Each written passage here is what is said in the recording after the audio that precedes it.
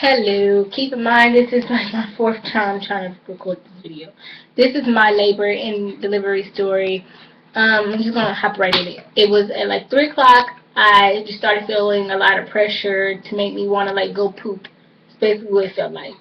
So I go to the bathroom. I'm trying to poop, and it was not coming out. A little bit of blood is coming out, but you know I'm not thinking too much of it. So then I'm like constantly going into my mom's room, coming to my room, but I'm not understanding why I have to go poop so much and it's not coming out. Well, then about 6 o'clock, I wake my mom. I'm like, I have to poop, and it's not coming out. She's like, you're in labor. So then she's like, go get ready. I get his stuff ready, and I tell his dad, I'm like, get up, cause it's time. So we get in the car, and it's like 6:30 or whatever. We go up to the hospital. We make it there about 7. And they get me checked in, make you change to this little ugly gown. And then they check your cervix. Checking your cervix is the worst part of it all. Of it all. Worst part than the contractions, epidural, all that. Well, then she checked my cervix. She said I was about 7 centimeters. Did I want an epidural? And I said, yeah. And they gave me the epidural, and it put him to sleep, which made him go to sleep.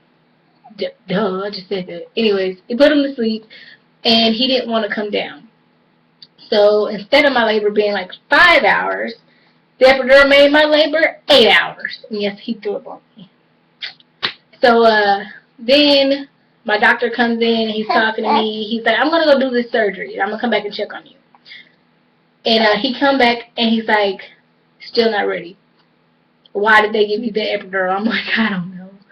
And I'm still like having contractions or whatever. And then he goes do another surgery. He come back, he checks on me after that surgery. He's like, you're still not ready. I'm gonna go do this C-section, and we're gonna get this baby out of you next. So then he go do the C-section. He come back and he's like, all right, let's do some practice pushing. You always do practice pushing before you actually like push to see how far the baby is down. Well, even though he was asleep, we pushed him, like we had pushing, and I think he woke up or whatever. And then I pushed his head out. I pushed for like 15 minutes. Finally, I got his head out, and then I couldn't push no more because I was tired. Pushing makes you very tired.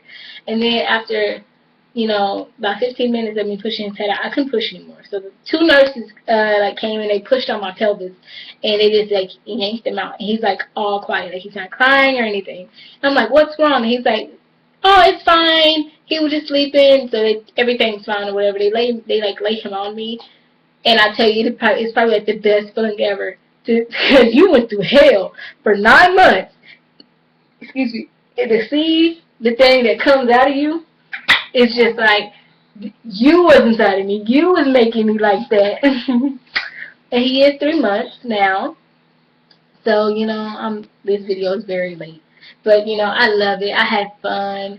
Your labor, trust me, labor is not what people make it out to be. It's not really that bad at all. It's really not. The epidural is not bad at all. You can't even feel it. Like, I didn't feel mine at all. And, like, you have a few contractions, but all you got to do is just tell them, like, oh, hey, I'm having a contraction. Can you wait? And they'll wait for you to have your contraction. And then they'll, proceed with the... They'll just proceed with it. And so yeah, I had really fun. I really would say I had fun, but it was an experience that I will never forget. Because look what I got out of it. You gonna smell it again?